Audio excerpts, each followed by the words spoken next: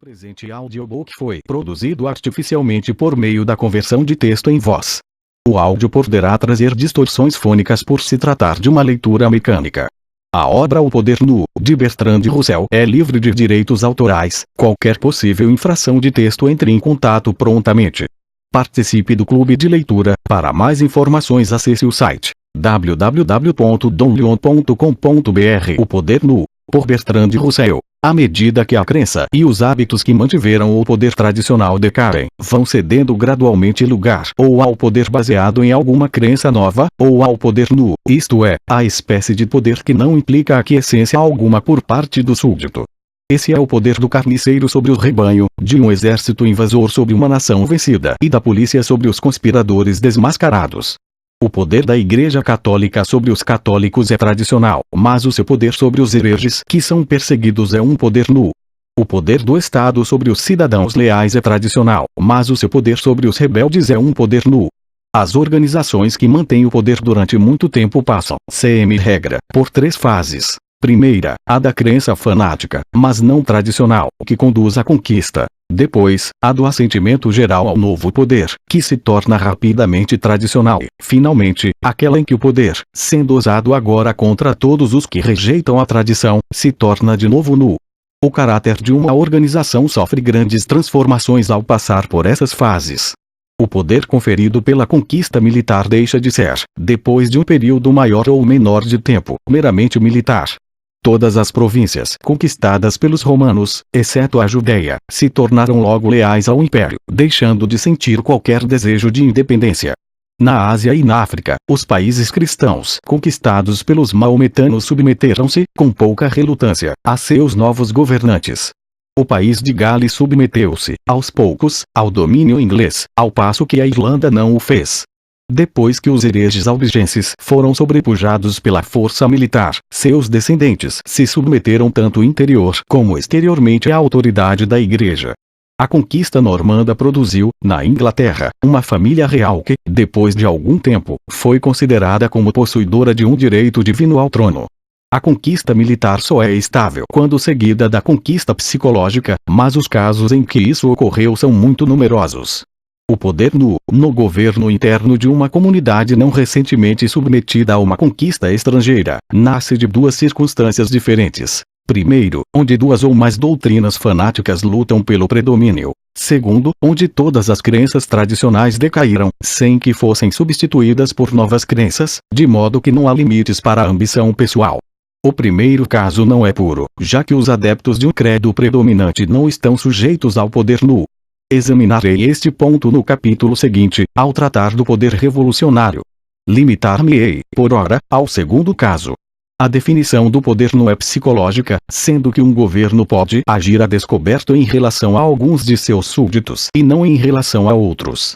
Os exemplos mais cabais de que tenho notícia, à parte os de conquista estrangeira, são os das últimas tiranias gregas e os de alguns dos estados italianos da Renascença.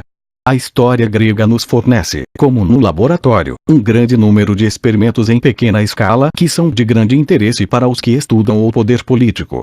Os governos monárquicos hereditários da época homérica chegaram ao fim antes do começo dos registros históricos, sendo sucedidos por uma aristocracia hereditária. Na altura em que começa a história digna de crédito das cidades gregas, havia uma luta entre a aristocracia e a tirania. Com exceção de Esparta, a tirania foi vitoriosa, durante certo tempo, em toda a parte, mas foi substituída pela democracia ou por uma restauração da aristocracia, às vezes sob a forma de plutocracia. Esta primeira época de tirania abrangeu uma grande parte do século VII e via-se não foi uma época de poder nu, como ocorreu no período posterior, de que me ocuparei de modo especial. Não obstante, preparou o caminho para a desordem e a violência das épocas posteriores. A palavra tirano não implicava, originariamente, quaisquer qualidades más no governante, mas apenas a ausência de um título legal ou tradicional. Muitos dos primeiros tiranos governaram sabiamente, com o assentimento da maioria de seus súditos. Seus únicos inimigos implacáveis, regra geral, eram os aristocratas. A maioria dos primitivos tiranos era constituída de homens muito ricos, que compravam o poder e se mantinham mais devido a meios econômicos do que militares. devem ser comparados mais aos medieis que aos ditadores de nossos dias. Os primeiros tempos de tirania foram aqueles em que a cunhagem de moeda passou a ser usada, sendo que isso teve o mesmo efeito, quanto ao aumento do poder dos homens ricos, que o crédito e o papel moeda em tempos recentes. Tem-se afirmado, embora eu não seja competente para julgar se com razão ou não, que a introdução da moeda estava ligada ao aparecimento da tirania. A posse de minas de prata, certamente, era uma ajuda para o homem que ambicionava tornar-se tirano. O uso do dinheiro, quando recente, perturba profundamente os costumes antigos, como se poderá ver em regiões da África que não se acham há muito sob domínio europeu.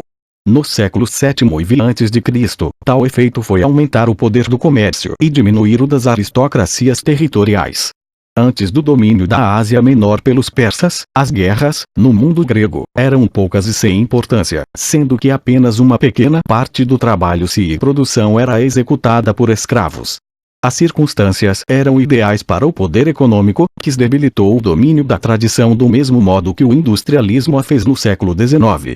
Enquanto houve possibilidade de que todos fossem prósperos, o enfraquecimento da tradição foi mais benéfico do que prejudicial. Produziu, entre os gregos, um progresso mais rápido da civilização do que jamais ocorrera antes, com a possível exceção dos 4 últimos séculos. A liberdade da arte, das ciências e da filosofia gregas é a de uma época próspera, que não sofreu os entraves da superstição.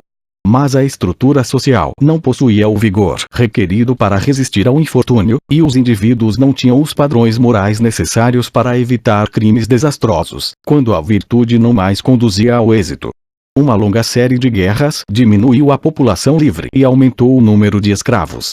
A própria Grécia caiu, finalmente, sob o domínio da Macedônia, enquanto que a Sicília helênica, apesar de revoluções cada vez mais violentas, guerras civis e tiranias, continuou a lutar contra o poder de Cartago e, depois, de Roma.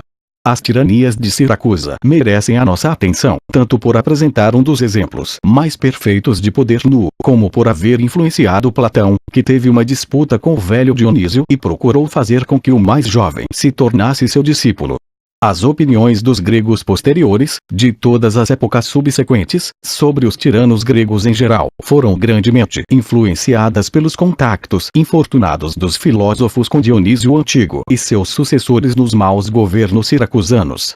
A maquinaria da fraude, diz Grote, pela qual o povo era enganado e levado à submissão temporária, como um prelúdio da maquinaria da força, pela qual a submissão deveria ser perpetuada sem o seu assentimento, era coisa corriqueira entre os usurpadores gregos. Até que ponto as primitivas tiranias eram perpetuadas sem o assentimento popular, é coisa sobre a qual pode haver dúvidas, mas, quanto ao que se refere às tiranias posteriores, isso é, sem dúvida, verdadeiro. Tomemos, por exemplo, a descrição de Grote, baseada em Diodoro, do momento crítico da ascensão de Dionísio, o Antigo. As armas de Siracusa haviam sofrido derrotas e desgraças sob um regime mais ou menos democrático, e Dionísio, o líder escolhido pelos campeões de uma guerra vigorosa, exigia a punição dos generais vencidos. Em meio do silêncio e da inquietude que reinavam na Assembleia de Siracusa, Dionísio foi o primeiro que se ergueu para dirigir-lhe a palavra. Discorreu longamente sobre um tema apropriado tanto para o temperamento de seus ouvintes como para seus próprios propósitos. Denunciou com veemência os generais que, segundo ele, haviam traído a segurança de Siracusa ante os cartagineses, apontando-os como culpados da ruína de Agrigento e do perigo iminente em que todos se achavam. Expôs seus crimes, reais ou supostos, não apenas com acrimônia e abundância de pormenores, mas, também, com uma violência feroz, ultrapassando todos os limites de um debate legítimo, procurando condená-los a um assassínio ilegal, como a morte dos generais ocorrida recentemente em Agrigento. Tendes aí os traidores. Não espereis um julgamento ou um veredicto legais, mas lançai mão deles incontinenti infligindo-lhes uma justiça sumária. Essa exortação, brutal, era uma ofensa não só contra a lei como contra a ordem parlamentar. Os magistrados que presidiam a Assembleia censuraram Dionísio como perturbador da ordem e o multaram, como a lei lhes permitia. Mas seus partidários acorreram, ruidosos, em seu apoio. Filisto não só pagou imediatamente a multa, como declarou, em público, que continuaria pagando, durante todo o dia, as multas semelhantes que pudessem ser impostas. Incitou Dionísio a que persistisse em tal linguagem, que lhe parecia apropriada.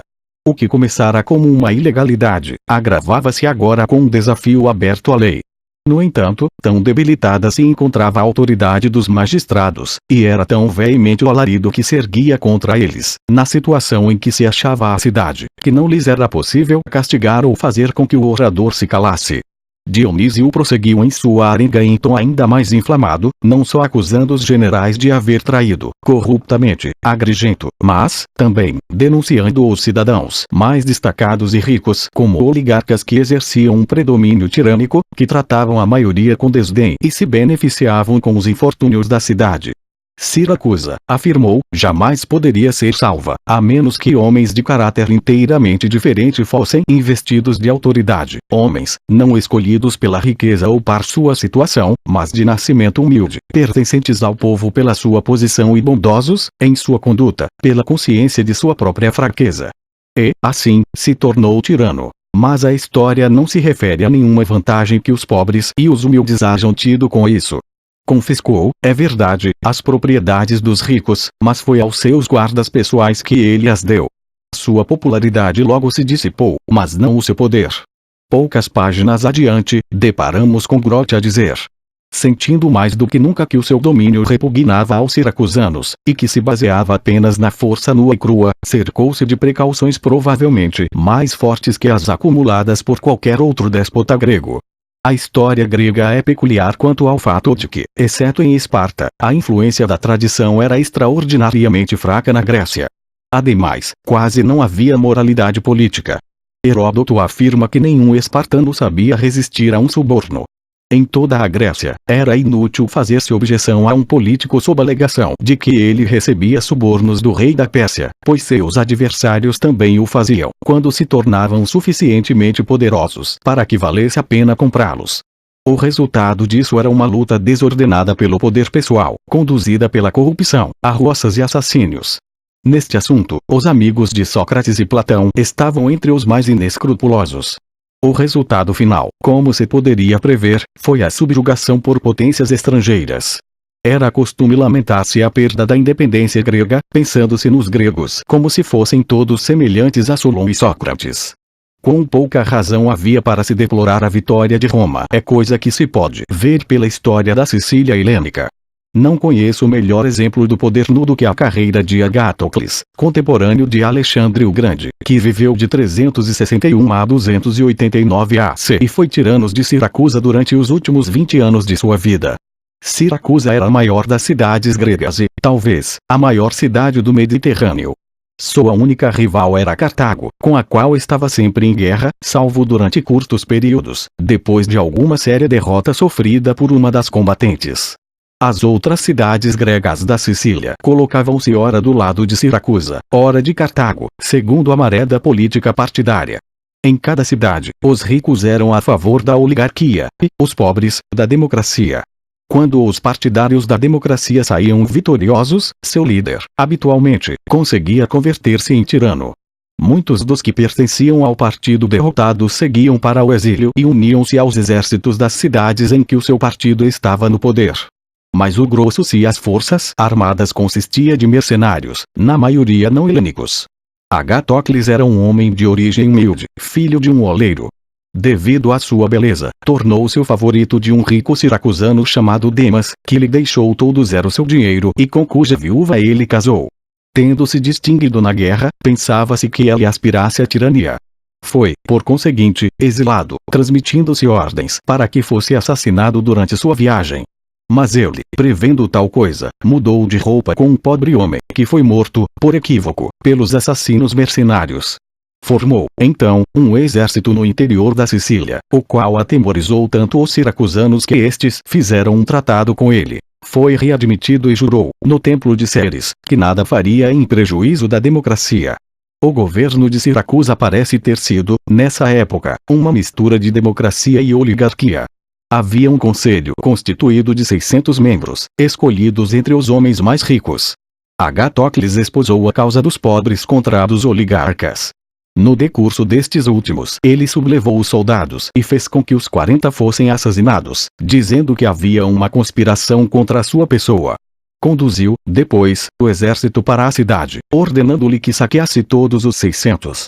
Os soldados assim o fizeram, massacrando os cidadãos que saíam de suas casas para ver o que estava ocorrendo. No fim, um grande número de pessoas foi assassinado pelos soldados que se entregavam à pilhagem. A respeito, diz Diodoro, não havia segurança para os que fugiam para os templos, sob o abrigo dos deuses. A piedade para com os deuses, pelo contrário, foi esmagada e calcada aos pés pela crueldade dos homens. Os gregos lutavam contra os gregos em seu próprio país, os parentes contra os parentes em tempo de paz, sem consideração alguma pelas leis da natureza, ou pelas ligas, ou pela reverência devida aos deuses, sendo tudo isso audaciosamente cometido. Ante uma tal situação, não apenas os amigos, mas os próprios inimigos, bem como todos os homens sensatos, não podiam deixar de sentir piedade pela miserável condição desse povo infortunado. Os partidários de Agatocles passavam o dia entregues à matança e, à noite, voltavam a atenção para as mulheres. Depois de 2 dias de massacre, Agatocles retiniu os prisioneiros e os matou a todos, com exceção de seu amigo Dinócrates. Reuniu, depois, a assembleia, acusou os oligarcas e disse que expurgaria a cidade de todos os amigos da monarquia, e que ele próprio iria retirar-se para a vida privada. Despiu, pois, o seu uniforme e investiu um traje à paisana. Mas os que haviam roubado sob a sua chefia desejavam que ele se conservasse no poder, e foi eleito o único general. Muitos dos mais pobres, dos que tinham dívidas, ficaram muito satisfeitos com essa revolução, pois Agatocles prometeu a remissão das dívidas e a repartição das terras entre os pobres. Depois disto, agiu com moderação durante algum tempo. Na guerra, Agatocles era engenhoso e bravo, mas temerário. Houve um momento em que parecia que os cartagineses acabariam completamente vitoriosos. Assediavam Siracusa e sua armada ocupava o porto.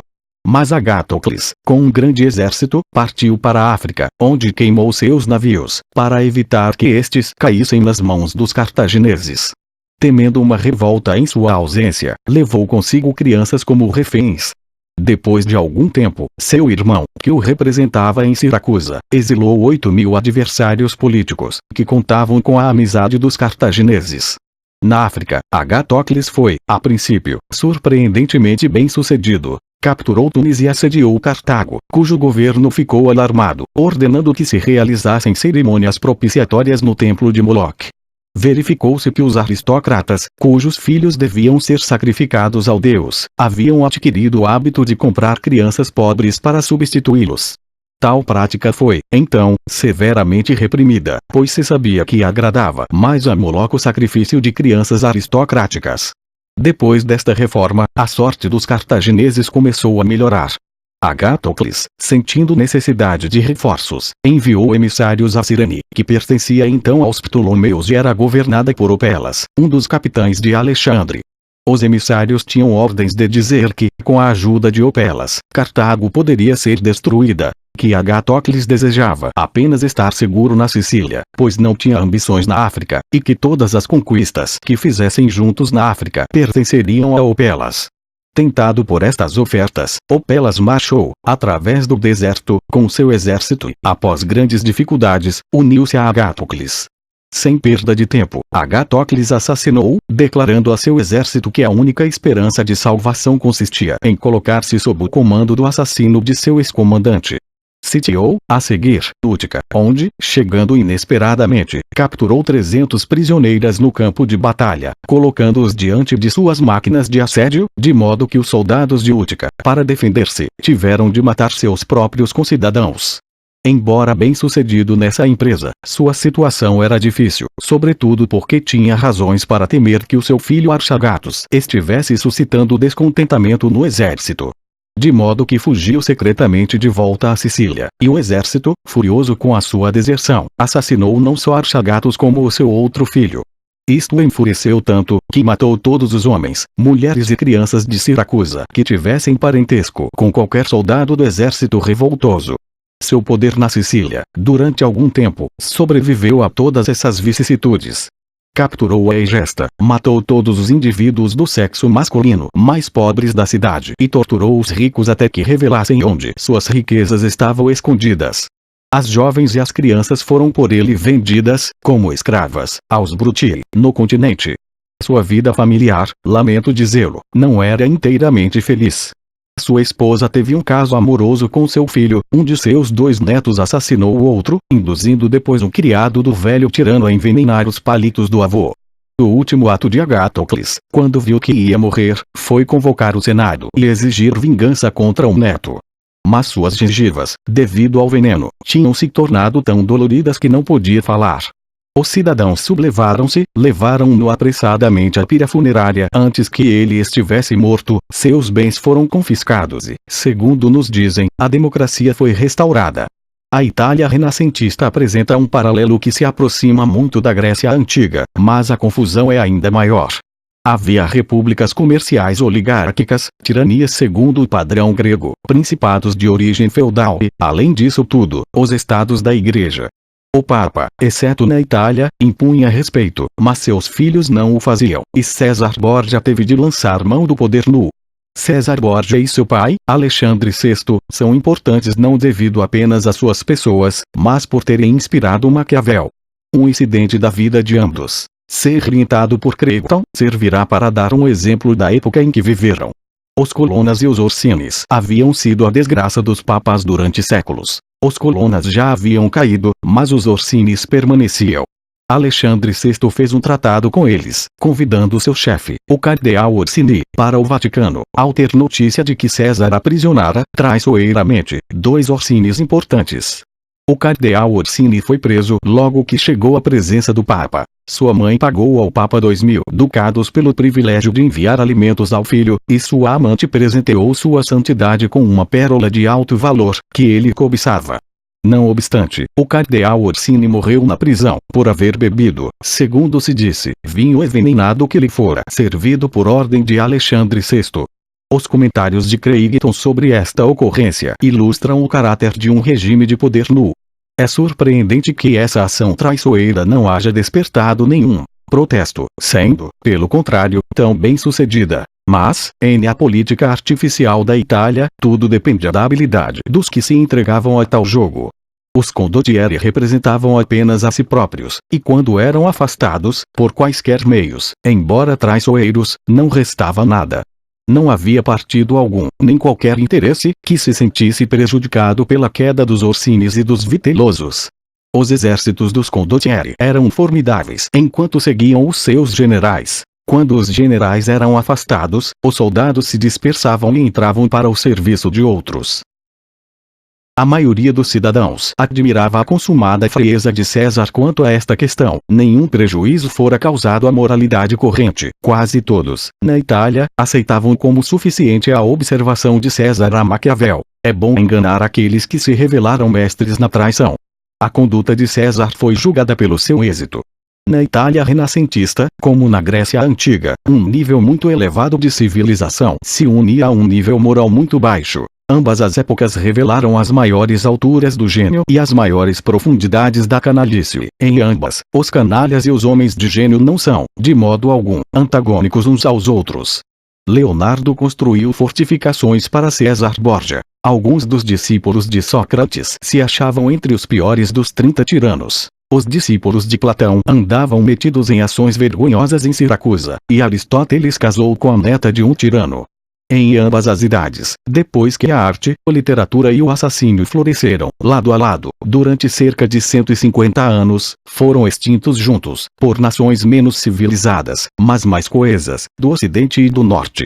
Em ambos os casos, a perda da independência política não implicava apenas decadência cultural, mas perda da supremacia comercial, seguida de um empobrecimento catastrófico. Os períodos de poder nu são, habitualmente, breves. Terminam, em geral, de um ou de outro modo, entre 3 modos diversos. O primeiro é a conquista estrangeira, como nos casos da Grécia e da Itália que já foram por nós examinados. O segundo é o estabelecimento de uma ditadura estável, que logo se torna tradicional. Disto, o exemplo mais notável é o Império de Augusto, depois dos períodos das guerras civis, de Mário até a derrota de Antônio. O terceiro é o advento de uma nova religião, empregando-se a palavra em sua acepção mais ampla. O exemplo mais óbvio disso é a maneira pela qual Maomé uniu as tribos da Arábia, anteriormente inimigas. O reinado da força nua nas relações internacionais, depois da Grande guerra poderia ter terminado com a adoção do comunismo por toda a Europa, se a Rússia dispusesse, na ocasião, de um excedente exportável de víveres. Onde o poder é nulo, não só internacionalmente, mas no governo interno de estados separados, os métodos de adquirir poder são muito mais implacáveis do que em outras partes. Este tema foi tratado, de uma vez por todas, por Maquiavel. Tomemos, por exemplo, o seu relato laudatório das medidas adotadas por César Borgia a fim de proteger-se no caso da morte de Alexandre VI. Ele decidiu agir de 4 maneiras. Primeiro, exterminando as famílias dos senhores a quem havia expoliado, a fim de afastar esse pretexto do Papa. Segundo, conquistando para si todos os grandes senhores de Roma, para poder dobrar o Papa com a sua ajuda. Terceiro, convertendo o colégio mais para o seu lado. Quarto, adquirido uma tal quantidade de poder, antes que o Papa morresse, que lhe permitisse resistir, com suas próprias medidas, ao primeiro choque. Dessas 4, tinha realizado 3, por ocasião da morte de Alexandre. Pois matou tanto os cavalheiros expoliados quantos foram aqueles sobre os quais conseguiu deitar a mão, sendo que poucos escaparam, etc. O segundo, terceiro e quarto desses métodos poderiam ser empregados a qualquer tempo, mas o primeiro chocaria a opinião pública no período de governo ordenado. Um primeiro-ministro inglês poderia esperar consolidar a sua posição mediante o assassínio de um líder da oposição. Mas onde o poder é nulo, tais restrições morais se tornam inoperantes. O poder é nulo quando os seus súditos o respeitam somente porque se trata de um poder, e não por qualquer outra razão. Assim, uma forma de poder que tenha sido tradicional se torna nula logo que a tradição deixa de ser aceita. Segue-se daí que os períodos de pensamento livre e de crítica vigorosa tendem a transformar-se em períodos de poder nulo. Foi assim tanto na Grécia como na Itália, durante a Renascença. A teoria adequada ao poder nulo foi exposta por Platão no primeiro livro da República, pela boca de Trasímaco, que ficou agastado com Sócrates devido às suas amáveis tentativas para encontrar uma definição ética de justiça. Segundo a minha doutrina, diz Trasímaco, a justiça é simplesmente o interesse do mais forte. E prossegue. Cada governo arquiteta suas leis de modo a servir seus próprios interesses. Uma democracia, fazendo leis democráticas. Um autócrata, leis despóticas, e assim por diante. Ora, mediante esse procedimento, tais governos declaram que o que é de seu interesse é justamente do interesse de seus súditos. E, quem quer que se afaste disso, é por eles castigado, sob acusação de ilegalidade e injustiça. Portanto, meu bom senhor, o que quero dizer é que, em todas as cidades, a mesma coisa, isto é, o interesse do governo estabelecido, é justa. A força superior, segundo o presumo, deve encontrar-se do lado do governo. De modo que a conclusão a que se chega, através de um raciocínio correto, é a de que a mesma coisa, isto é, o interesse do mais forte, é, em toda a parte, justa. Sempre que esta opinião é geralmente aceita, os governantes deixam de estar sujeitos a restrições morais, já que o que fazem a fim de conservar o poder não é considerado chocante, exceto por aqueles que sofrem diretamente as consequências de seus atos. Os rebeldes, igualmente, só se contêm por temor do fracasso. Se podem ter êxito através de meios implacáveis, não precisam temer que a sua implacabilidade os torne impopulares. A doutrina e Trasímaco, nos lugares em que é geralmente aceita, torna a existência de uma comunidade organizada inteiramente dependente da força física indireta que se acha à disposição do governo. Torna, assim, inevitável a tirania militar. Outras formas de governo podem ser estáveis onde haja alguma crença comum que inspire respeito pela distribuição existente do poder. As crenças que, a este respeito, foram bem-sucedidas, são, em geral, de tal ordem que não podem permanecer de pé ante a crítica intelectual. O poder, em várias épocas, limitou-se, com assentimento geral, às famílias reais, aos aristocratas, aos homens ricos, aos homens em oposição às mulheres, e aos brancos em oposição aos homens de qualquer outra cor. Mas a difusão da inteligência entre os súditos fez com que estes rejeitassem tais limitações, e os detentores do poder viram-se obrigados a ceder ou a confiar na força nua. Para que um governo ordenado possa contar com o consentimento geral, deve ser encontrado algum meio de persuadir a maioria da humanidade a que aceite uma doutrina diferente da de Trasímaco. deixo para um capítulo posterior as considerações sobre os métodos de se conquistar o consentimento geral quanto a uma forma de governo, por outra maneira que não a superstição, mas, a esta altura, são oportunas algumas observações preliminares. Em primeiro lugar, o problema não é essencialmente insolúvel, pois que já foi solucionado nos Estados Unidos. Dificilmente poderia dizer-se que foi resolvido na Grã-Bretanha, já que o respeito pela coroa tem sido um elemento essencial da estabilidade britânica. Em segundo lugar, as vantagens de um governo ordenado devem ser compreendidas por todos. Isso implica, habitualmente, a existência de oportunidades para que os homens enérgicos se tornem ricos ou poderosos por meios constitucionais. Nos lugares em que alguma classe, que contenha indivíduos dotados de energia e capacidade, é excluída de carreiras desejáveis, há um elemento de instabilidade que tem probabilidade de conduzir, mais cedo ou mais tarde, à rebelião. Em terceiro lugar, haverá necessidade de alguma convenção social deliberadamente adotada no interesse da ordem, e que não seja tão flagrantemente injusta a ponto de despertar uma oposição generalizada. Uma tal convenção, se for bem sucedida durante algum tempo, logo se tornará tradicional e terá todo o poder inerente ao poder tradicional.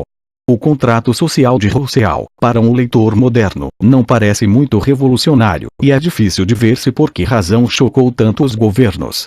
A razão principal disso, creio eu, é ter procurado basear o poder governamental numa convenção adotada por motivos racionais, e não uma reverência supersticiosa pelos monarcas. O efeito das doutrinas de Rousseau sobre o mundo mostra a dificuldade de fazer-se com que os homens concordem com uma base não supersticiosa quanto ao governo. Talvez isto não seja possível quando a superstição é afastada de maneira demasiado súbita. Alguma prática quanto à cooperação voluntária é necessária como adestramento preliminar. A grande dificuldade é que o respeito pela lei é essencial à ordem social, mas é impossível sob um regime tradicional que já não conta com o assentimento dos governados, sendo necessariamente menosprezado numa revolução. Mas, embora o problema seja difícil, tem de ser resolvido, para que a existência das comunidades ordenadas seja compatível com o livre exercício da inteligência. A natureza deste problema não é, às vezes, compreendida. Não basta encontrar-se, em pensamento, uma forma de governo que, para os teóricos, não pareça proporcionar nenhum motivo adequado para a revolta. É necessário encontrar uma forma de governo que possa ser realmente posta em prática e, ainda que, se existir, mereça suficiente lealdade para que possa suprimir ou impedir a revolução. Este é um problema prático da ciência de governar, no qual devem levar-se em conta todas as crenças e preconceitos da população em apreço. Há os que acreditam que um grupo qualquer de homens, uma vez que se haja apoderado da maquinaria do Estado, possa, por meio da propaganda, assegurar o assentimento geral. Há, todavia, limitações óbvias quanto a esta doutrina. A propaganda do Estado tem se mostrado, nos últimos tempos, impotente, ao opor-se ao sentimento nacional, como, por exemplo, na Índia, antes de 1921, e na Irlanda. Tem tido dificuldade em predominar sobre fortes sentimentos religiosos. Até que ponto e até quando poderá prevalecer contra os interesses da maioria é ainda uma questão duvidosa. Deve-se admitir, no entanto, que a propaganda do Estado se torna cada vez mais eficiente. O problema de assegurar a aquiescência dos governados está se tornando, por conseguinte, mais fácil para os governos. As questões que vimos suscitando serão analisadas, de modo mais amplo, em capítulos ulteriores. Por ora, basta que as tenhamos em mente. O Estado se torna cada vez mais eficiente. O problema de assegurar a aquiescência dos governados está se tornando, por conseguinte, mais fácil para os governos. As questões que vimos suscitando serão analisadas, de modo mais amplo, em capítulos ulteriores. Por ora, basta que as tenhamos em mente. Falei, até aqui, do poder político, mas, na esfera econômica, o poder não é, pelo menos, de igual importância. Marx considerava todas as relações econômicas, exceto na comunidade socialista do futuro, como sendo governadas inteiramente pelo poder nu. Por outro lado, o extinto Elie Levy, historiador do bentumismo, afirmou que, de um modo geral, aquilo que um homem recebe pelo seu trabalho é o que ele considera que o seu trabalho vale. Estou certo de que isto não é verdade com respeito aos autores. Verifiquei sempre, em meu próprio caso, que quanto mais eu achava que um livro valia, tanto menos me pagavam por ele. E se os homens de negócios que tiveram êxito acreditam, realmente, que o seu trabalho vale aquilo que lhes proporciona em dinheiro, devem ser ainda mais estúpidos do que parecem. Não obstante, há um elemento de verdade na teoria de Alevi. Numa comunidade estável, não deve haver nenhuma classe considerável que sinta um vivo sentimento de injustiça. É de supor-se, pois, que, onde não há grande descontentamento econômico, a maioria dos homens não se sinta grandemente mal remunerada. Nas comunidades pouco desenvolvidas, em que a subsistência do homem depende antes de um status que de um contrato, ele, regra geral, achará justo tudo que seja habitual. Mas, mesmo neste caso, a fórmula de Alevi inverte causa e efeito. O costume é a causa do sentimento do homem quanto ao que é justo, e não vice-versa. Neste caso, o poder econômico é tradicional. Só se torna nu quando os costumes antigos são perturbados ou, por alguma razão, se tornam objeto de crítica. Na infância do industrialismo não havia costume algum que regulamentasse os salários que deviam ser pagos e os empregados não se achavam ainda organizados. Por conseguinte, as relações existentes entre empregador e empregado se baseavam no poder nu, dentro dos limites permitidos pelo Estado e, a princípio, esses limites eram muito amplos. Os economistas ortodoxos haviam ensinado que os salários dos trabalhadores não especializados deviam sempre tender a cair até o nível da subsistência individual, mas não perceberam que isso dependia da exclusão dos assalariados quanto ao poder político e os benefícios da união entre os mesmos. Marx viu que a questão era uma questão de poder, mas penso que ele subestimou o poder político, em comparação com o econômico. Os sindicatos, que aumentaram incomensuravelmente o poder de negociação dos assalariados, podem ser suprimidos, se os assalariados não participarem do poder político. Numa série de decisões legais os teria paralisado na Inglaterra, não fosse o fato de que, de 1868 em diante, os trabalhadores urbanos passaram a ter direito ao voto. Dada a organização dos sindicatos, os salários não são mais determinados pelo poder nu, mas por negociação, como na compra e venda de utilidades. O papel desempenhado pelo poder nu na economia é muito maior do que se julgava antes de a influência de Marx ter se tornado operante. Em certos casos, isto é óbvio. Os haveres subtraídos de sua vítima por um salteador de estrada, ou os despojos capturados de uma nação vencida por um conquistador, são, evidentemente, uma questão de poder nu. O mesmo ocorre com a escravidão, quando o escravo não aquece devido a um longo hábito. Um pagamento é extorquido pelo poder nu, se tiver de ser feito apesar da indignação da pessoa que o faz. Tal indignação existe em dois casos. Quando o pagamento não é habitual, e nos lugares em que, devido a uma mudança de ponto de vista, o que é costumeiro passou a ser considerado injusto. Antigamente, o homem tinha domínio completo sobre os bens da esposa, mas o movimento feminista produziu revolta contra esse costume, o que levou a uma modificação da lei. Antigamente, os patrões não eram responsáveis pelos acidentes ocorridos com os seus empregados. Aqui, também, o sentimento mudou, produzindo modificação na lei. Exemplos como este são inumeráveis. Um operário que seja socialista poderá achar injusto o fato de ganhar menos do que o seu patrão. Neste caso, é o poder nu que o obriga à aquiescência. O antigo sistema de desigualdade econômica é tradicional e não desperta, por si só, indignação, salvo naqueles que se sentem revoltados contra a tradição. Assim, à medida que se difunde o ponto de vista socialista, o poder do capitalista se torna mais nu. Um caso análogo é o da heresia e o do poder da Igreja Católica. Há, como vimos, certos males que são inerentes ao poder nu, em oposição ao poder que conquista a aquiescência. Por conseguinte, o aumento da opinião socialista tende a tornar o poder capitalista mais prejudicial, exceto na medida em que a sua implacabilidade possa ser mitigada pelo medo.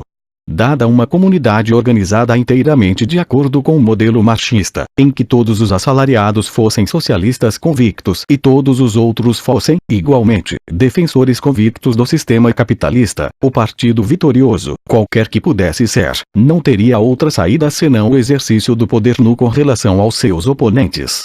Esta situação, profetizada por Marx, seria muito grave. A propaganda de seus discípulos, na medida em que é bem-sucedida, tende a produzi-la. A maioria das grandes abominações, na história da humanidade, está relacionada com o poder nu, não apenas as que estão associadas com a guerra, mas outras igualmente terríveis, embora menos espetaculares. A escravidão e o comércio de escravos, a exploração do Congo, os horrores do primitivo industrialismo, as crueldades contra crianças, as torturas judiciais, as leis criminais, prisões, hospícios, perseguições religiosas, o tratamento atroz dos judeus, as frivolidades impiedosas dos déspotas, a iniquidade incrível no tratamento dos adversários políticos na Alemanha e na Rússia de nossos dias, todos esses são exemplos do emprego do poder nu contra vítimas indefesas. Muitas formas de poder injusto, profundamente enraizadas na tradição, devem ter sido, em alguma época, formas do poder nu. As esposas cristãs, durante muitos séculos, obedeceram os maridos porque São Paulo disse que deviam fazê-lo. Mas a história de Jason e Medeia nos dá um exemplo das dificuldades que os homens devem ter tido antes de que a doutrina de São Paulo fosse aceita geralmente pelas mulheres. Tem de existir tanto o poder dos governos como o dos aventureiros anárquicos. Tem de haver mesmo o poder nu, enquanto houver rebeldes que hajam contra o governo, ou mesmo criminosos comuns. Mas, para que a vida humana possa ser, para a massa da humanidade, algo melhor que uma triste miséria pontilhada de momentos de vivo terror, deve haver menor poder nu possível. O exercício do poder, para que possa ser algo melhor que a imposição de caprichosas torturas, deve ser limitado pelas salvaguardas da lei e do costume, e só deve ser permitido depois de uma deliberação devida, sendo confiado a homens que sejam estreitamente fiscalizados, no interesse dos que estão a ele sujeitos. Não pretendo dizer que isto seja fácil. Implica, entre outras coisas, a eliminação da guerra, pois toda guerra é um exercício do poder nu. Implica um mundo livre das opressões intoleráveis que provocam as rebeliões. Implica a elevação do padrão de vida em todo o mundo, particularmente na Índia, China e Japão, pelo menos até o nível que foi atingido nos Estados Unidos antes da Depressão. Implica instituições análogas às dos tribunos romanos, não para o povo como um todo, mas para cada parte da população que esteja sujeita à opressão, como as minorias e os criminosos. Implica, sobretudo, uma opinião pública vigilante, que tenha a oportunidade de verificar os fatos. É inútil confiar-se na virtude de alguns indivíduos ou de grupos de indivíduos. O rei filósofo foi há muito posto de lado como um sonho ocioso, mas o partido dos filósofos, embora igualmente falaz, é saudado como sendo uma grande descoberta. Nenhuma solução real do problema do poder pode ser encontrada no governo irresponsável de uma minoria, nem mediante qualquer outro atalho. Mas a discussão mais ampla desta matéria deve ser deixada para um capítulo posterior. O presente audiobook foi produzido artificialmente por meio da conversão de texto em voz. O áudio poderá trazer distorções fônicas por se tratar de uma leitura mecânica. A obra O Poder Nu, de Bertrand Russell, é livre de direitos autorais. Qualquer possível infração de texto entre em contato prontamente. Participe do clube de leitura. Para mais informações acesse o site www.donleon.com.br